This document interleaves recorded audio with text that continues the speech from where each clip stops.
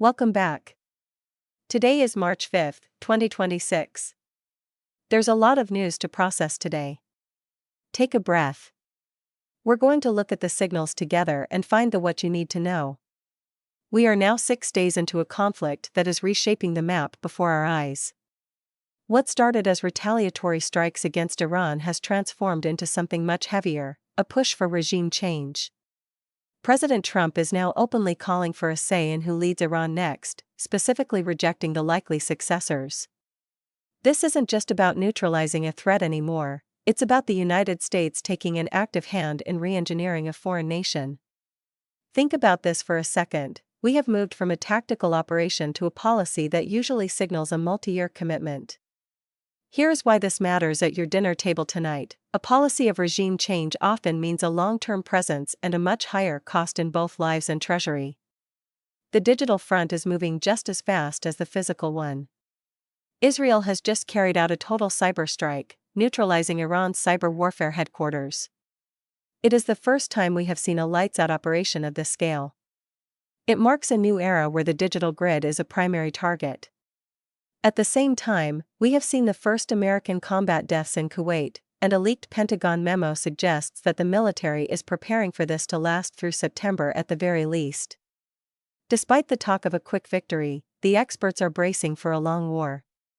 This mission creep means the disruptions we feel today are not just a temporary blip, they are becoming the new baseline for our daily lives. Even our oldest friendships are being tested by the heat of this conflict. Spain has publicly refused to cooperate with the war effort, leading the White House to threaten trade halts and the closure of military bases there. The united front of the West is fracturing. If our allies pull back, the weight of global security falls more heavily on American shoulders, and the bill for that will eventually come due at home. This tension is even playing out in the halls of Congress, where the House is voting to curb the president's war powers. It's a constitutional crisis waiting to happen while boots are already on the ground. It's a lot to hold, knowing the people in charge are fighting over who actually has the right to lead the fight.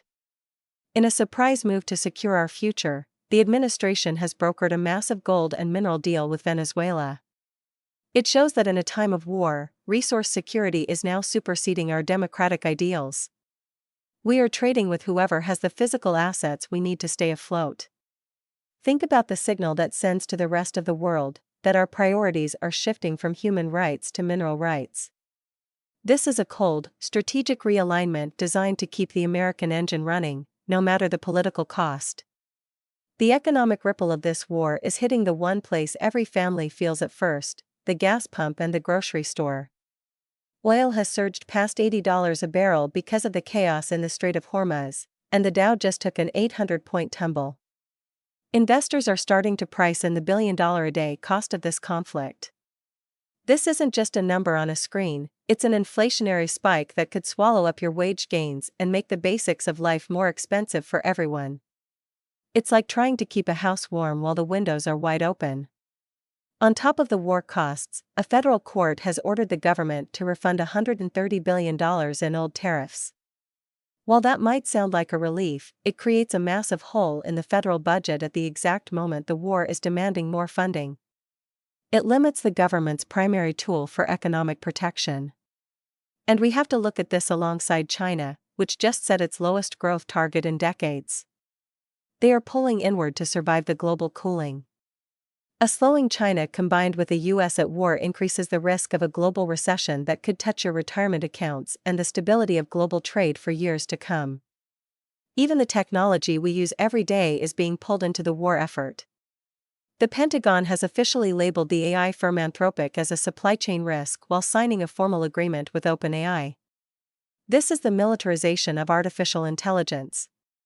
The government is now deciding which tech firms are patriots and which are national security threats. It changes the nature of innovation from being about progress to being about power. It means the tools of the future are being forged in the fires of the present conflict. While the world's eyes are overseas, the structure of our own government is shifting under our feet. Kristi Noem is out at Homeland Security, replaced by Senator Markwayne Mullin. This signals a move toward a much harder, more militarized leadership style for our borders and our internal security. When you see this much turnover at the top during a war, it suggests an internal instability that we have to be mindful of. At the same time, the rules for federal workers are being rewritten to allow for layoffs based on performance rather than seniority. This effectively ends the nonpartisan nature of the federal workforce. It allows any administration to replace long-term experts with those who are politically aligned. This is a fundamental change in how the machinery of your country functions every day. This internal friction is even turning states against the federal government.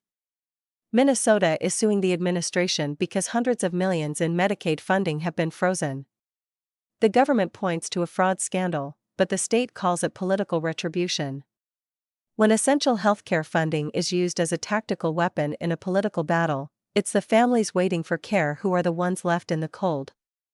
It represents a balkanization of our country, where your access to help might depend on your state's relationship with the White House. And in the middle of all this high-level strategy, we are seeing a breakdown in the basics of public health.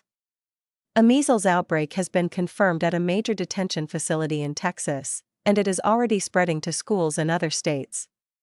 It's a reminder that when our systems are strained by war and politics, the things we take for granted, like being safe from forgotten diseases, can start to slip. It is the human cost of being too distracted to watch the gates.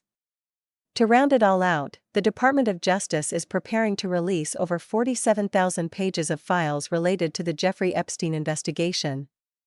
Releasing these now, in the middle of a war and an election cycle, feels like a strategic move to keep everyone looking at the past while the future is being decided in the shadows. It's a lot of noise to filter through, but we are going to keep looking for the signal together.